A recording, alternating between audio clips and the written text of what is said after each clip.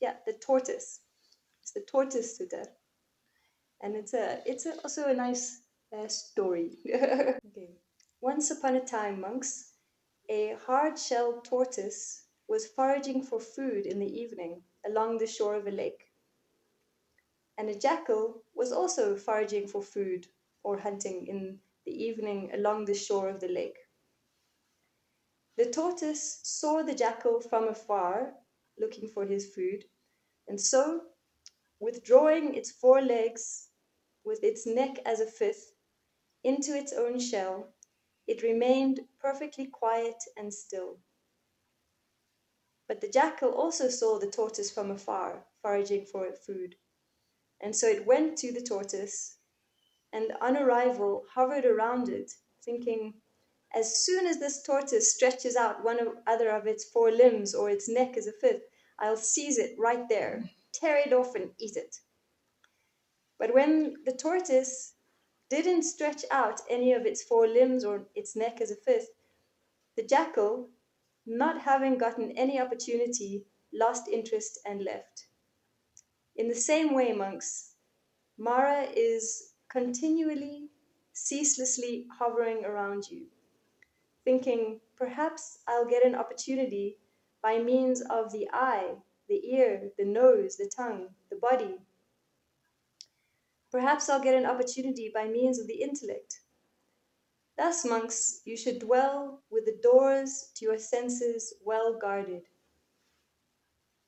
On seeing a form with the eye, do not grasp at any theme or details, by which, if you were to dwell without restraint over the faculty of the eye, evil, unskillful qualities such as greed or distress might assail you. Practice for its restraint. Guard the faculty of the eye. Secure your restraint with regard to the faculty of the eye. On hearing a sound with the ear, the same. On smelling an aroma with the nose, on tasting a flavor with the tongue, on touching a tactile sensation with the body, on cognizing an idea with the intellect. Do not grasp at any theme or details by which, if you were to dwell without restraint over the faculty of the intellect, evil, unskillful qualities such as greed or distress might assail you. Practice for its restraint. Guard the faculty of the intellect. Secure your restraint with regard to the faculty of the intellect. When you dwell with the doors to your senses well guarded, Mara, not getting any opportunity, will lose interest and leave, just as the jackal did with the tortoise. Like a tortoise with its limbs withdrawn in its shell, so the monks, with thoughts in the heart, independent or not dependent on anyone, harming no others, totally unbound. He would not berate or blame anyone. So that's the sutta.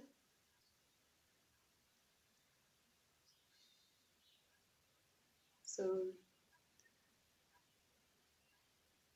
the Buddha uses this beautiful metaphor that's really, like, I really like it because it's just, I'm a very visual person, so I always think of it whenever I smell something or hear something or think a awesome thought that's so cool, even if it's a Dhamma thought, I'm like, yeah, that's cool, that theory is awesome. I also have to be careful not to get lost in that for it in and of itself. But yeah, then I remember the tortoise. I'm like, oh, just be like a tortoise. So all the four limbs are and the five head, and the fifth is the neck. That's the five senses, right? As representative. And the mind, when it goes into its shell, it's completely protected, right? Nothing can harm it. But it has to be, the tortoise has to be on guard. It can't let down its mindfulness, you know?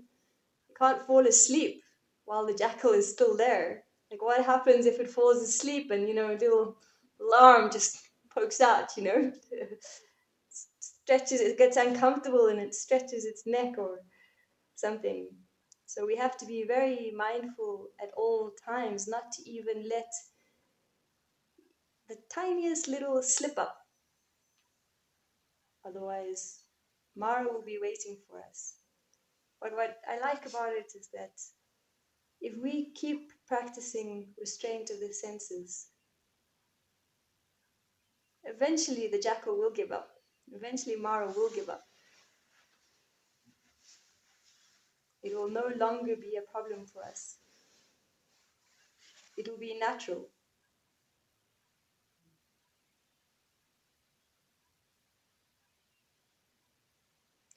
And when the tortoise is inside, it is very still. It calms its mind. It's practicing meditation. Very peaceful. It knows it can't be harmed. It's safe. It understands completely. As long as its limbs are withdrawn, is guarding his faculties, Mara, the jackal, cannot harm it. So it is peaceful. Has no fear or worry with regards to the world. Remaining there.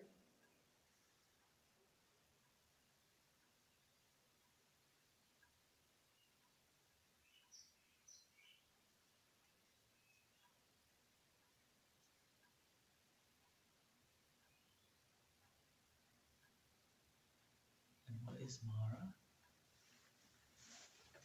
Good question. Mara is, maybe you can give a good description of Mara. How would you describe Mara? Um, I think according to the analogy, it's like the the wolf or the jackal that it's the opposite of a friend. It's someone who is from your external environment, or yeah, someone that is coming to do harm, or maybe to exploit your vulnerable circumstances in this exploration of your practice. It can come from yourself as well, but right now I'm trying to remember all of the Mara, which I temptation is one of them, is it not? Mara is all the forces, as I understand it, that stop you from being, from liberation, right? So it's greed, hatred, delusion, basically. That's how I understand it. But it's kind of like embodied as this thing, this power, this force. So when the Buddha was sitting under the tree, going through his awakening processes, Mara saw that he was about to become fully awakened. It's like, no, gotta stop this, you know, this is not happening on my watch. And it came to tempt the Buddha with images of beautiful women and goddesses beyond what he had ever seen before or whatever. And the Buddha was like, Mara, I see you. I know it's you. And as soon as you see it, that's wisdom, seeing clearly. As soon as you see it, you understand it's just Mara. This is not. Yeah. We call it Maya. Maya right. Is illusion. Right. Illusion. Exactly. Illusion. Yeah.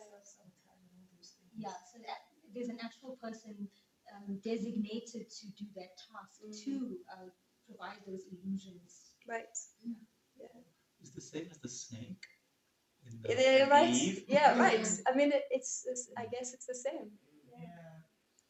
The temptation into differentiation, into knowledge, right? The apple represented knowledge, but not wisdom, knowledge. That's the differentiation, right? This is, yeah. So it is, it's the illusion. It's created truth. Yeah. Instead of original truth, which was God. Yeah, again, it's time. Yeah, exactly. Do you have a good way of describing Mara? It's a illusion or delusion. Yeah. It takes you away from your dharmic path.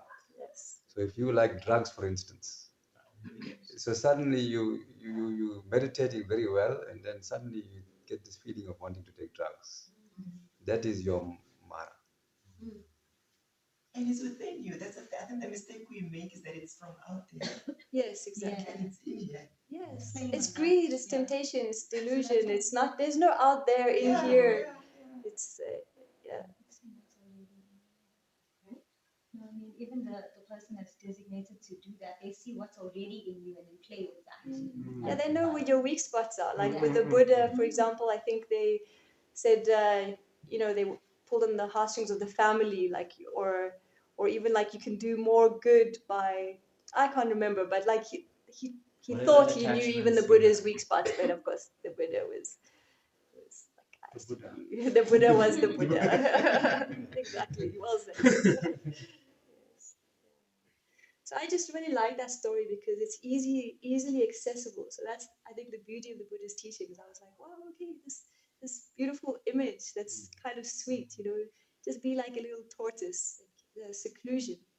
Okay, so I guess I want to kind of talk about the gradual path as laid down by the Buddha. We're going out into the world again, and we can see that the path is laid out actually. So we need to know where we are on the path, and we must be honest with ourselves where we are.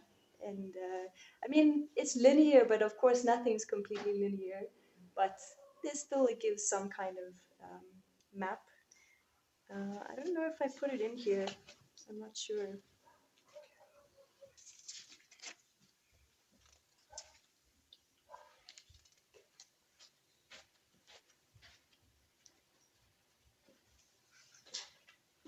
Yeah, I did actually. So yeah, maybe we'll just read the sutta.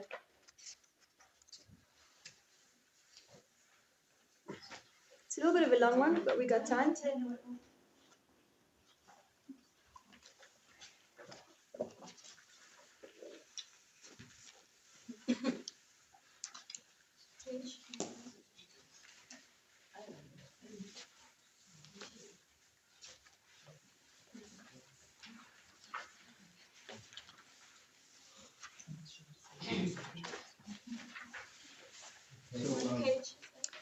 8. so what happens if the danger is gone? The change is never always gone. Until full liberation, basically. But yeah, once already if you practice enough, it becomes natural. So it's already just naturally happening at all times, I guess. Yeah. But you continue practicing. Like that's not the final. Sense restraint is not the final goal. It's you have to practice it, but then you still have to practice wisdom. Okay, so it's the last little one at the bottom, the discourse on the gradual path. It's Majjhima Nikaya 107. So, yeah, there's different sections. Majjhima Nikaya is one of the sections, the collections of discourses. Okay, the discourse to Ganaka Moggallana. Okay, does anyone want to read? Or? I think if we can take turns, read That's a good idea. 2 or 3 paragraphs. Yeah, that's a good So idea. everyone stays awake. Yeah, no, yeah, good thinking. I can't read. I can't read. No, those that can't is not a problem. They'll have to make lunch. This is a good time to practice. Yeah, This is we a got safe this one. space. It's a safe space. No, guys, for real. It's a space for lunch. Some of us are dyslexic. We can read the reverse. No, I can't read. I can't read to people. You know how I read? How? Show us. I don't know. No, I read this word first, then I go there. I No, just it's can't okay. read to No, we people. won't force you to Yeah, read. no, It's yeah. okay. Thank you. I'll read for you. It's not Thank you. Okay, Yogananda. Discourse on the gradual path, Majjhima Nikaya, MN 107. MN is Majjhima Nikaya. Yeah. Ganaka Moggallana Sutta, the discourse to Ganaka Moggallana. This I've heard. At one time, the Lord was staying near Savitri in the palace of Megara's mother in the eastern monastery. Then the Brahman Kanaka Mogalana approached the Lord. Having approached, he exchanged greetings with the Lord. Having conversed in a friendly and courteous way, he sat down at a respectful distance. As he was sitting down at a respectful distance, Kanaka Mogalana the Brahmin spoke this to the Lord. Just as good Gotama, in this palace of Megara's mother, there can be seen a gradual training, a gradual doing, a gradual practice. This is to say, as far as the last flight of stairs, so too, good Gotama, for these Brahmins there can be seen a gradual training, a gradual doing, a gradual practice. That is to say, in the study of the Veda too. So too, good Gotama, for these archers there can be seen a gradual practice. This is to say, in archery, so too, good Gotama, for those whose livelihood is calculation. 3. They can be seen a gradual training, a gradual practice, that is to say, an accountancy. For when we get a pupil, good Gotama, we first of all make him calculate 1, 1, 2 twos, 3 threes, 4 fours, 5 fives, 6 sixes, 7 sevens, 8 eights, 9 nines, 10 tens, and we, good Gotama, also make him calculate 100. Is it not possible, good Gotama, to lay down a similar gradual training, gradual doing, gradual practice in respect of this Dharma and discipline? It is possible, Brahman, to lay down a gradual training, a gradual doing, a gradual practice in respect of this Dharma and discipline. Brahman, even a skilled trainer of horses, having taken on beautiful thoroughbred, first of all gets it used to the training in respect of wearing the bit. Then he gets it used to further training. Even so, Brahman, the Tathagata, having taken on a man to be tamed, first of all disciplines him thus.